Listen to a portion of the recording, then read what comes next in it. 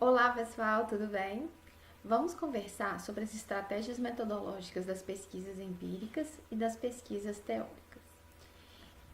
Gente, é muito importante, para a produção do conhecimento científico, a gente definir essas estratégias metodológicas. Isso porque, como já dizemos em vários outros vídeos, quando a gente fala de produção de conhecimento científico, ele é um tipo de conhecimento que ele depende da aplicação da metodologia. E isso precisa de ficar claro, no projeto que vai ser feito, no decorrer da leitura do trabalho de vocês. Você precisa de demonstrar para o seu leitor quais foram essas estratégias metodológicas. E aí a gente pode fazer uma diferença entre as estratégias metodológicas realizadas nas pesquisas empíricas, ou pesquisas de campo, e das estratégias metodológicas que são utilizadas aí para as pesquisas teóricas. Então, dando início aqui, quando a gente fala dessas estratégias metodológicas das pesquisas empíricas, dois processos são muito importantes: a familiarização e o distanciamento. Vejam comigo. Se você está fazendo uma pesquisa de campo, é muito importante que você se familiarize com os conceitos, com o contexto, com o cotidiano daquele objeto a ser pesquisado. Então, se você não tem uma vivência dentro daquele objeto de pesquisa, você tem que viver dentro daquele contexto para você entender a cultura ali inserida, justamente para você conseguir produzir alguma espécie de conhecimento sobre esse sentido. Então, vou dar um exemplo básico aqui. Imagina que eu fui contratada para fazer uma cartilha de implementação de boas práticas com relação à proteção de dados pessoais de uma empresa de tecnologia.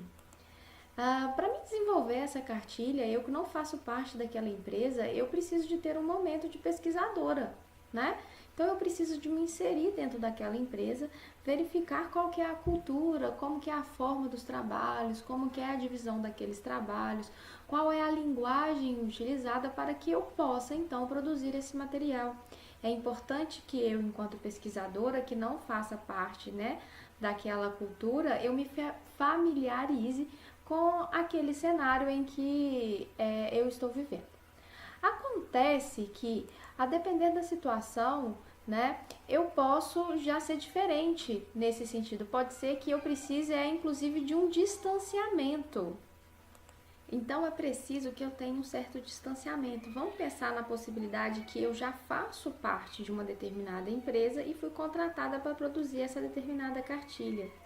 Eu preciso, então, nesse momento, enquanto pesquisadora, me distanciar desses fatos, porque por mais que eu já esteja inserida dentro daquele contexto cultural, eu estou imersa também, nas rotinas, nos defeitos, nas boas práticas, nas más práticas. Então, eu preciso de ter esse distanciamento também, para que eu possa fazer a pesquisa a contento. Para que esse distanciamento seja possível, nessa hipótese, é muito importante que a gente tenha a boa definição do marco teórico, porque é através desse marco teórico que eu consigo ter o distanciamento necessário para a produção da pesquisa. Dentro das pesquisas empíricas, a gente pode destacar também alguns outros tipos de pesquisa. Então, a gente tem aqui o estudo de caso.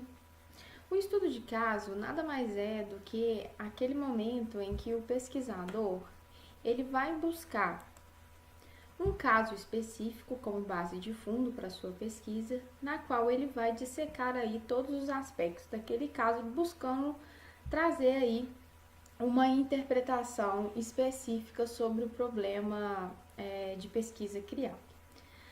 A outra pesquisa empírica de campo que a gente tem é a pesquisa participante. Essa pesquisa participante ela é muito interessante, porque quando a gente fala da pesquisa participante, é aquele tipo de pesquisa em que o pesquisador ele já é parte daquele contexto cultural ao qual ele quer pesquisar. Então vamos pensar que eu estou querendo fazer uma pesquisa que envolva, por exemplo, a análise do perfil socioeconômico que busca, por perfil socioeconômico e gênero, por exemplo, que busca atendimento no Juizado Especial de Relação de Consumo dentro da comarca de Ouro Preto. Só que eu sou estagiária desse juizado e trabalho inclusive na atermação. Então eu já sou envolvida, né, dentro daquele âmbito, daquela cultura e vou fazer a minha pesquisa dentro, né, daquele contexto. Aqui na pesquisa participante é muito importante aquilo que a gente comentou sobre o distanciamento. Para realizar a pesquisa, portanto, aquele pesquisador ele tem que ter um marco teórico bem definido para que ele não possa deixar que essa cultura que já é intrínseca a ele seja um fator determinante para as conclusões que ele vai chegar. E aí ele só consegue essa abstração a partir da definição do marco teórico.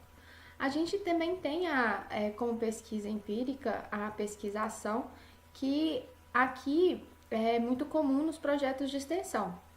Quando a gente fala de pesquisação, o pesquisador ele não é somente um participante, mas ele depende inclusive da atuação da própria comunidade para o desenvolvimento da pesquisa. Então é um tipo de pesquisa que depende da ação comunitária mesmo.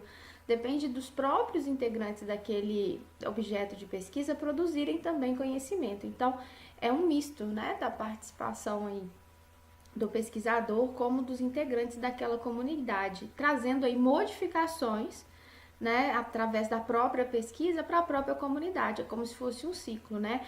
A pesquisador e comunidade participam e geram conhecimento, e esse conhecimento ele transforma a comunidade e retroalimenta, ou seja, é um processo contínuo de ação, na qual inclusive a comunidade participa dela. A outra pesquisa empírica que a gente tem é a survey. A survey, na verdade, é um tipo de pesquisa onde você vai coletar dados e informações, né, sobre características, ações e opiniões de determinado grupo, para tentar trazer dados, né, trazer dados numéricos. Seria uma ideia quantitativa mesmo. E aí, geralmente, a gente, para fazer survey, a gente geralmente utiliza de questionário, né, questionários objetivos para tentar chegar ao objeto principal da nossa pesquisa.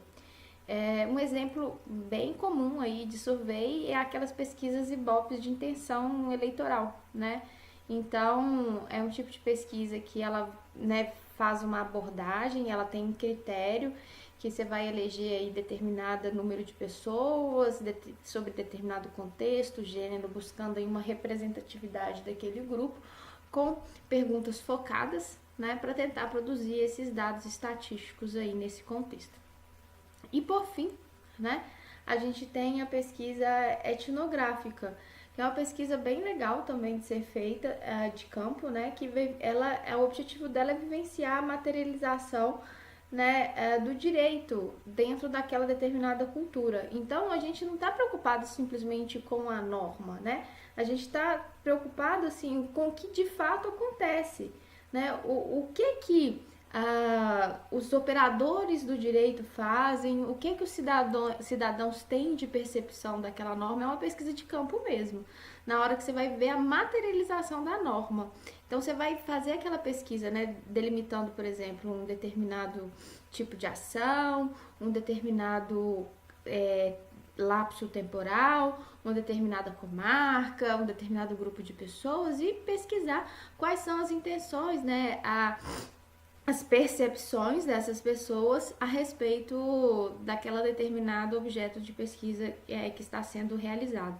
Muito comum aqui, né, na pesquisa etnográfica, a realização aí de entrevistas para a realização. Agora, a gente também tem aquilo que a gente chama de pesquisas teóricas. São pesquisas que não vão a campo.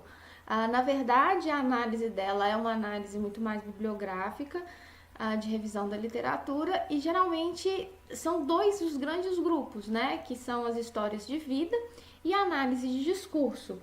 Quando você faz aí, então, as histórias de vida, geralmente você vai se utilizar de entrevista, mas o objetivo principal ali é produzir uma biografia de uma determinada pessoa em especial. E a outro tipo de pesquisa teórica, que talvez seja a mais utilizada dentro da pesquisa jurídica, que é a análise do discurso, né? Que a gente vai simplesmente pegar os vários teóricos que desenvolveram argumentações sobre aquilo ali e vai fazer a análise daquele discurso dissecando, tentando produzir novos conceitos, novas ideias. Talvez seja a técnica, né, a estratégia metodológica mais utilizada aí dentro das pesquisas jurídicas seria, portanto, a análise de discurso. A gente tem uma carência muito grande dentro da pesquisa jurídica das pesquisas empíricas, das pesquisas de campo. Então é muito interessante quando a gente vê em trabalhos ou monográficos, né, ou projetos, né, de iniciação científica que buscam fazer, né, pesquisa participante, que busca fazer, por exemplo, surveys, que busca realmente fazer estudo de caso, né, que quer ir em campo e fazer essa coleta desses dados. O mais comum, né, que a gente vê seriam essas pesquisas de análise de discurso, né, que a gente simplesmente faz compilado aí dos teóricos, dados interpretativos já pré-existentes. Gente, estou à disposição para dúvidas e até o próximo vídeo.